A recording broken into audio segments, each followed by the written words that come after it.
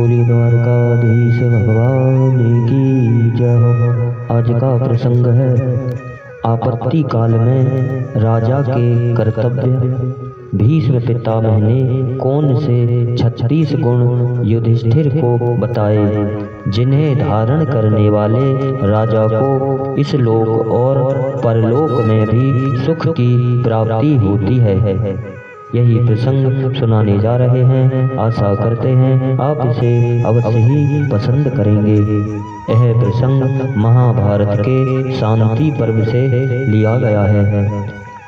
प्रातः काल युधिष्ठिर अपने भाइयों सहित भगवान श्री कृष्ण को लेकर पितामह भीष्म जी के यहाँ पहुंचकर प्रणाम कर बैठ गए और बोले कि हे पितामह, जिस राजा के पास धन धान्य ना हो, सैन्य दुर्बलता होने के कारण वह किले से बाहर आकर शत्रु के साथ युद्ध करने का साहस ना करता हो, उस राजा को अपने मंत्री आदि राज्य अधिकारियों पर से विश्वास उठ गया हो, उसकी गुप्त योजनाएं प्रकट हो गई हो। जिस राजा का शत्रु ने युद्ध में सब कुछ जीत लिया हो, उस राजा को इन दिनों में क्या करना चाहिए? पितामह भीष्म बोले कि हे युधिष्ठिर, ध्यान से सुनो। यदि आक्रमणकारी शत्रु धार्मिक व शुद्ध वृत्ति वाला हो तो उससे संधि कर उसके अधिकार में गए अपने राज्य का क्षेत्र आदि वापस ले लेना चाहिए।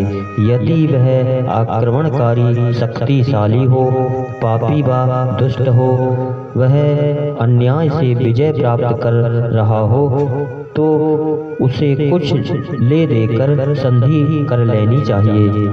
यदि शत्रु राजा संधि ना कर पूरे राज्य पर ही अधिकार करना चाह रहा हो, तो राजा को अपनी रानियों सहित राज्य का त्याग कर देना चाहिए, क्योंकि वह जीवित रहने पर पुनः अपनी शक्ति जुटाकर शत्रु से अपना राज्य छीन सकता है, या आक्रांता राजा को अपने पराक्रम से शत्रु सेना सहित सीमा से बाहर धकेल देना चाहिए, चाहे प्राण ही क्यों ना चले जाएं।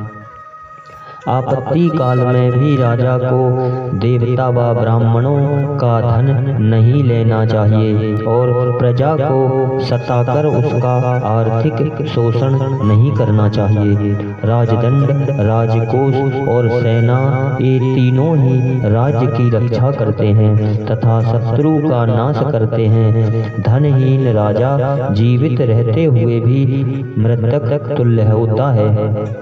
इसीलिए अपने खर्च को सीमित रखते हुए, राजकोष को बढ़ाते हुए धर्म अनुसार प्रजा का पालन करना चाहिए।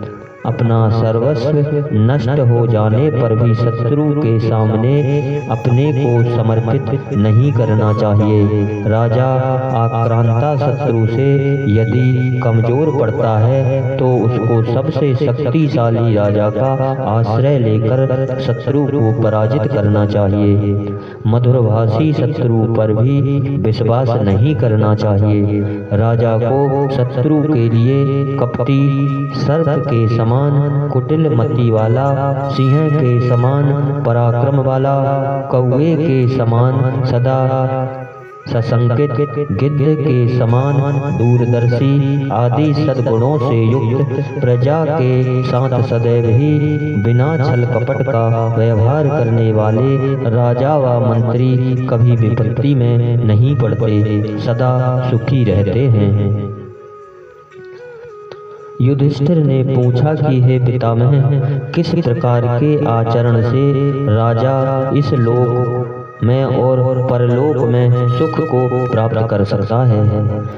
भीष्म पितामह बोले कि हे राजन, 36 गुण ऐसे हैं जिसे यदि राजा अपने जीवन में धारण करे तो वह इस लोक में व परलोक में भी सुख को सरलता से प्राप्त कर सकता है।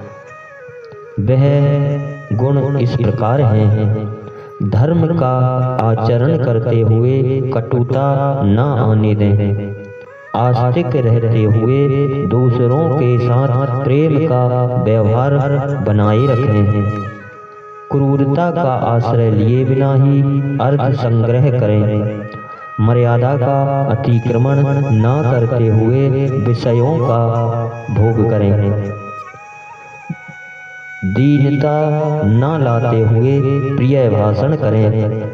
शूरवीर बने परंतु सेखी न बघारें। सुपात्र को दान दें, कुपात्र को नहीं। कठोरता से रहित स्पष्ट व्यवहार करें।